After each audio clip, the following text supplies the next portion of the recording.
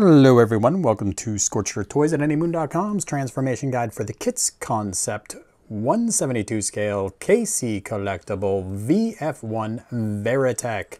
It's a Robotech license, so I'll use the Robotech terms. You can find this toy over at Big Bad Toy Store, so click the comment in the links below to go over and get one out.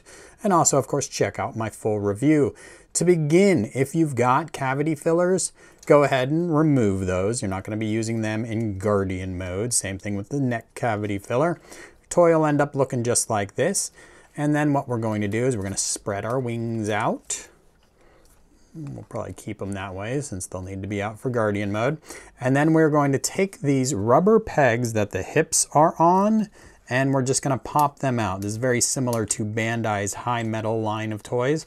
So there's these little rubber nubs that are going into holes in the nose cone. So once that's free, we can look at the head of the toy. So I'm going to go ahead, I'm going to bring the backpack down. And as you do this, you're going to have that flap here. And I'm going to close that up. And then we're going to open up the trap door here. We're going to take the head and we're going to spin it around. We're going to take the head lasers and we're going to rotate them all the way forward. And now you're going to be careful. Obviously, you don't want to be pushing over here. That's going to be fragile. You want to rotate these things so far forward that they're actually pointing down. That's going to help you with maintaining the clearance you're going to need. And we'll do the same thing over here on the other side. So now, one thing that is a little different with this toy from, say, an Arcadia VF1 is that the shoulders, this little flap here, connects to this part in between. So you couldn't just rotate the whole front over right now. First, you would have to bring the arm out like so to disengage that peg. So we can do that now. We can go ahead and bring those out. And we want to line up our head to get that feeding through. But once we've freed these pieces here, the front section of the plane will rotate freely. And we can bring our head lasers down and in and bring everything up and over like so. Looking at the underside of the vehicle now. Now our head has obviously popped through. You're going to want to bring your head up and over, but there's a sliding feature here, and you want to pivot that neck down. Now we're going to bring our lasers up a little bit here so they're not poking into the nose cone. And there you go. So now you've got your head in the right position underneath the nose, and you could turn your attention up to the top here and focus on the heat shield. An integrated heat shield at 172 is a little tricky to implement. And so it's going to be a little bit more difficult to navigate than it is with, say, your Arcadia toy. Now, obviously on high metal toys, you just pop parts off. So this is integrated. What you want to do is get your chest. It's kind of important your chest be up at this angle here with your nose cone dangling down, because that's what's going to give you the free passageway for the heat shield.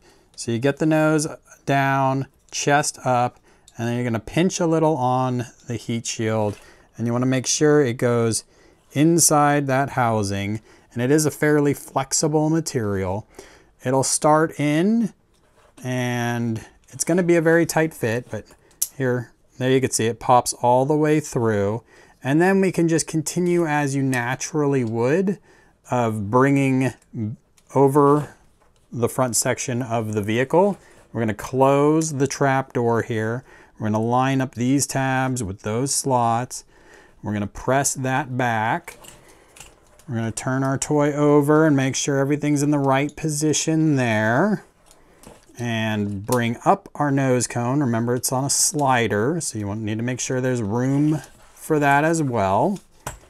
And once you've got that there, you want to make sure those pegs from that trap door are lining up with the chest. But also this peg in front of the chest that connects to the nose cone is getting lined up. I'm just going to apply pressure to get that nice and flat, bring the nose cone back, and it'll peg together. Next, I'm going to focus on the legs, and this should all be very familiar to you. We're going to go ahead and activate that gear walk joint. We're going to have this knee extension here that's going to allow us to bring that leg forward And obviously we're going to pivot that foot back as well, and that gives you that aggressive stance. And we're going to do the same thing with the leg on the other side. All right, I've got my legs roughly in position, so now I need to get the hips in the right spot. So what I'm going to do is bring everything forward, and I want to bring the hips, I want to rotate them back a little bit. But really, you can kind of get a feel for this by just pressing that bar in the middle into its proper position, right tucked behind the head, and everything else will kind of follow suit. Now the joints are very stiff out of the box, so you might want to loosen them up a little bit by giving them some play. All right, so once you get forward, now mine's kind of collapsed into exactly the right spot, which is very fortuitous. That's not going to be how it works for most people, so let me show you what's going on here. The hip has a peg on the outside here, a peg underneath, and a peg on the inside. So there's 3 ways this thing's trying to lock into place. So you got to get that peg on the outside first, and you want to get that around in that slot there and underneath. Once you do that, that peg in the middle will just kind of find its home, no problem. The peg on the interior, unfortunately, doesn't seem to work on the first release. It's about as good as it gets there. It's not all the way out, but it's not all the way in either. So there's a little bit of some fine tuning that maybe will happen on later releases. But again, same thing on the other side.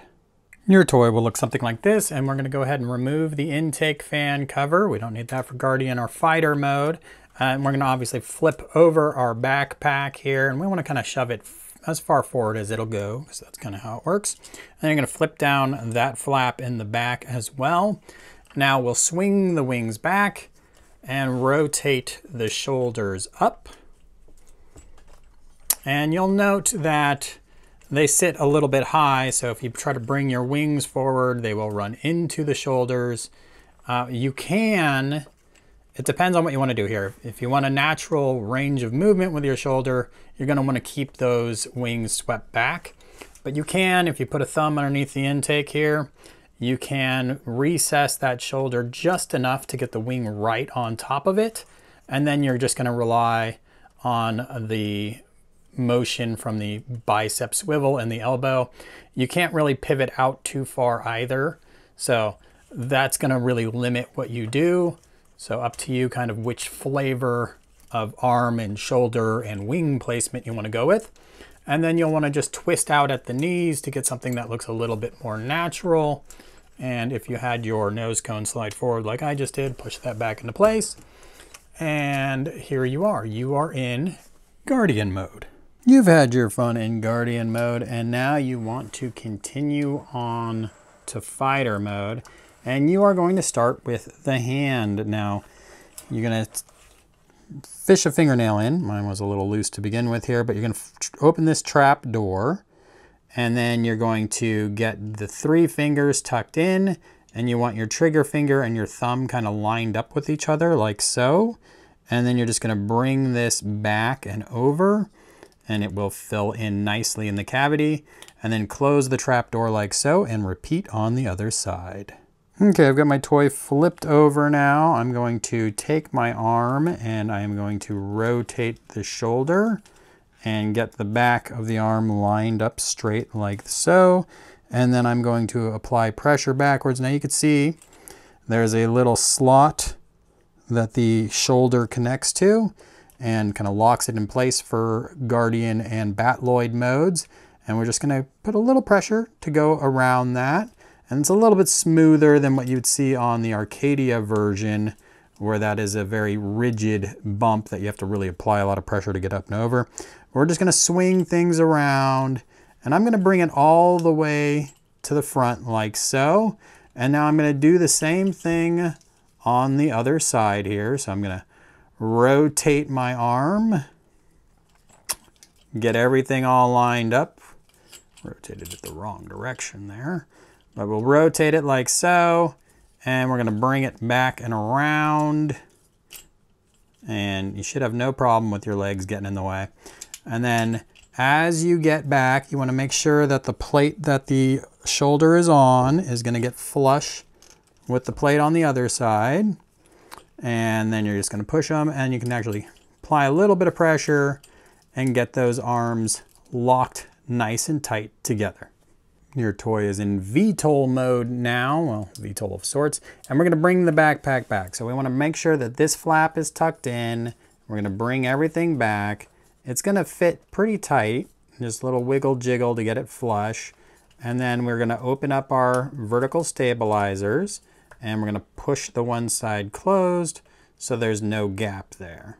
Now we just need to straighten out the legs, and one thing to note as we do this, the slot here in the backpack is what receives that big peg on the leg. So we're gonna bring our leg back and we're gonna push in. It could be extended for gearwalk mode. Make sure it's nice and contracted at this point. Then you have the same slot and peg mechanism. Now this peg doesn't really lock onto the leg so much as it does on some other toys. It's not a super tight fit. We're also going to close up our foot and recess that as much as possible. So we got that peg lined up. It's going right in.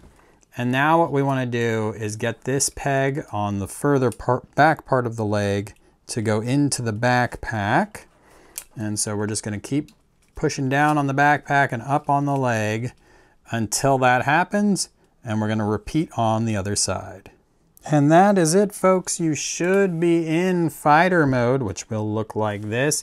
Fine-tuning wise, the legs in the back, if you have any sort of gap against this plate right here, things aren't attached properly. Oftentimes what it is, you just have to kind of apply a little pressure down on this joint here, and then that should snug it up a little tighter. It'll pull down on the backpack a little bit, but that should also be helping all of this look nice and snug from the rear. If your toy looks like it would have to be flying with the nose way up, usually that's the case. You usually have to put a little pressure up here and a little pressure down towards the back to get that leg to straighten out, and you should find it snugging up those gaps. And there you go. You're in fighter mode. You can put it on the display stand, put it on the landing gear, whatever you choose to do. Check out my full review on anymoon.com. And as always, thanks for watching.